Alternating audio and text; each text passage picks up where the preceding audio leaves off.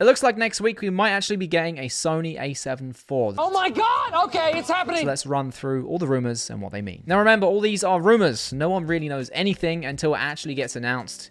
If it gets announced. So it looks like it's going to have a 33 megapixel sensor, and it's going to be a newly developed sensor. Now this will be up from the 24 megapixel sensor on the A7 III and up from the 20 megapixel sensor on the Canon R6, which I'm kind of thinking is going to be its almost direct competition in like the Canon world. Now obviously we were never going to get the 50 megapixels from the Sony A1. 33 is a decent number.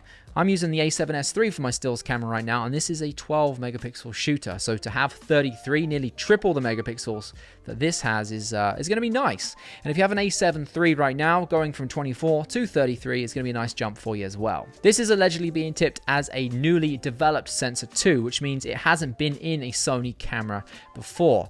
Now, the A7 III was much the same as this, if I remember rightly. It was a sensor that we hadn't seen in the previous Sony camera, and look how well that did. So fingers crossed, newly developed 33 megapixel sensor should be good. Things are looking like it's going to be 15 stops of dynamic range, up from the 14 stops on the A7 III. And spec-wise, if we just look at it on paper, the A7S III has 14 stops of dynamic range as well. Now, dynamic range is important because it's everything that's captured in the shadows, everything that's captured in the highlights, everything between. But more importantly, if it's really harsh conditions out there, say a really bright sunny day, things might be blown out.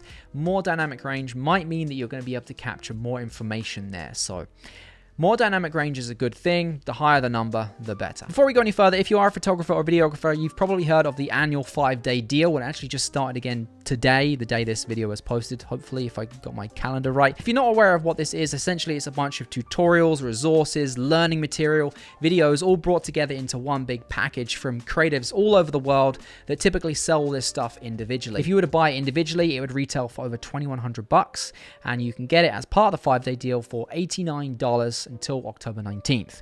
There's also a $10,000 giveaway in there with prizes from Peak Design and Westcott. There's so much material included in this package, I really can't show you it all, but I'm quickly flipping through the screen right now to show you what you can get included in this deal. And the 5-day deal does actually donate 10% of their profits to charity too, so there's a good cause aspect in there as well. You might be new to photography, you might be a seasoned professional having done this for years. Either way, it's good to continue learning things.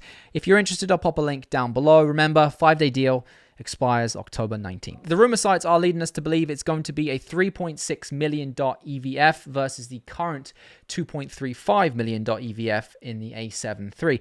Now, what is this? What does that mean? Well, basically, when you look through the EVF, which is this bit here to take your pictures, it's going to be clearer than what you're used to on the A7 III. More dots, more resolution, clearer image. Now, comparatively speaking, the A7S III and the A1 both have $9 million EVFs, and the A7R IV has a $5.7 million EVF.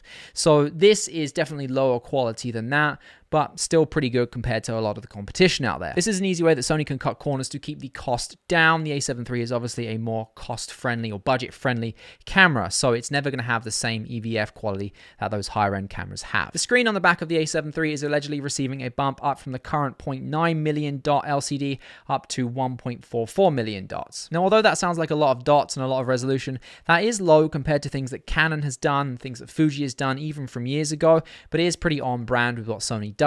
Even the A7S III and the A1 both have those 1.44 million dot screens. I'll be happy if they use this screen because it is an improvement over the A7 III screen, and that screen had a ton of exposure issues with reading highlights and things like that. And this screen, the A7S III screen, which is the 1.44 million dot one, doesn't have those issues, so I'm just happy that we might actually get an upgraded screen. Rumors are suggesting that we will also have the flip screen, the fully articulating screen from the A7S III.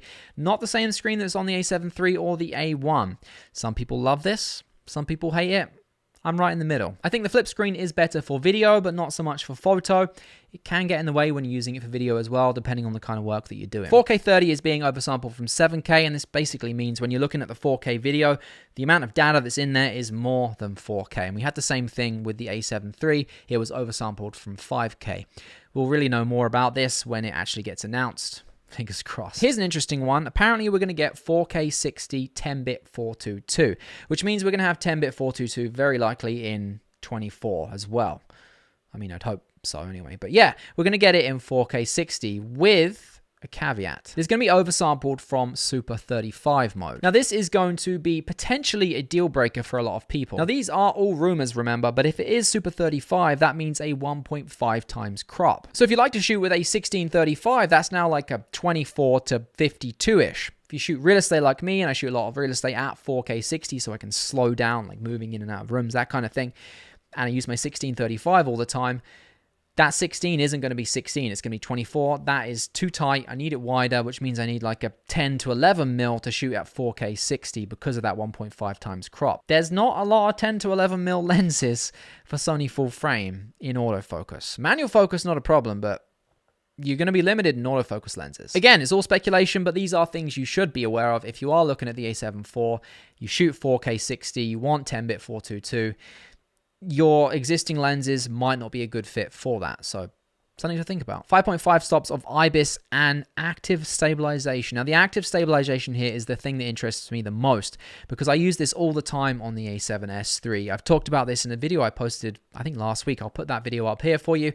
How active stabilization is so useful.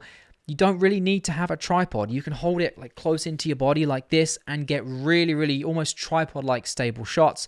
It's incredibly useful if you want to use a manual focus lens with it and have some stabilization in there as well. You can set the focal length. Active stabilization is really useful, and if the A7 IV has it, it's going to be a big deal. It's going to be really useful. Apparently the same body as this thing, the A7S III, and the same heatsink, and that would make sense. I haven't had any issues with overheating on this. Not a lot of other people have had overheating issues with this as well, so if it's not broken, don't fix it. Makes sense to use the same body design. I do like the body design in this. The grip's good, the buttons are placed well. We'll see, I guess. Same menu design as the A7S III, which is a good thing. We can be gone finally with the old Sony menus and just embrace the new ones. That also makes me think, will it be a touch screen or not? Or will it just be a regular screen? Maybe that's a way that Sony can cut corners as well. I don't use the touch screen in the menus anyway. I use the buttons on the back of the camera instead, but it's something for us to think about, and I guess we'll only find out next week. Price, $24.99 apparently. Again, no one knows till it gets announced. The A7 III currently is $19.99, and it was $19.99 when it got announced. It's been on sale randomly here and there. It's gone down a few $100s, but it's always hovered around that $2,000 mark. Now, the A7S III retails at $34.98, so the A7 IV coming in at $24.98 would kind of make sense. They can really keep the A7 III at its existing price, maybe shave a couple of $100s off it, but the A7 IV goes right in the middle there. Doesn't have all the features of the A7S III, is better than the A7 III. That price kind of makes sense to me. My questions are, what are we going to see in terms of autofocus technology? Has it really been improved over the A7S III, over the A1? It doesn't really need to be improved. It's already fantastic, but if it has, that's a good thing. Will we have the ability to shoot in S-Log3? Will it be the same color science as the A7S III and the A1? Will we have things like S-Anytime? I don't know. We'll have to wait and see, and those are questions that we'll only find out when it actually gets announced. So that's all the rumors out there right now for the Sony A7 IV.